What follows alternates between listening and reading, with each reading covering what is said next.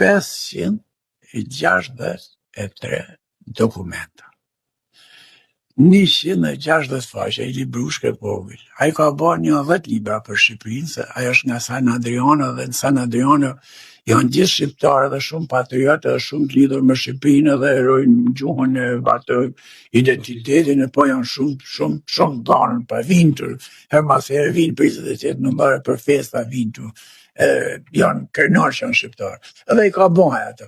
Po është i vetmi volum, 560 dokumenta për Shqipërinë, kur tjerët kanë për shembull ka 10.000, 12.000, 15.000 dokumenta të publikuara.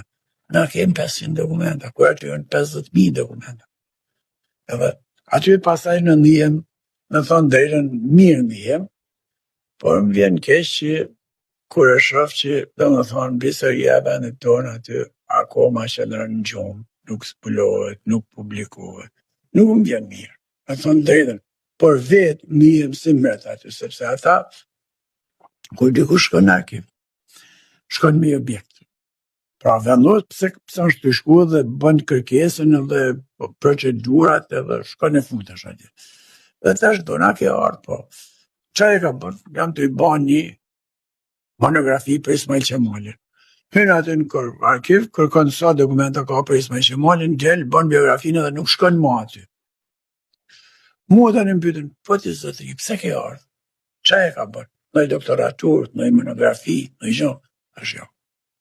Ashtu unë kam ardhur, e marr të gjithë dokumentat që janë për Skanderbeun, edhe të gjithë dokumentat që do të gjej për Shqipërinë.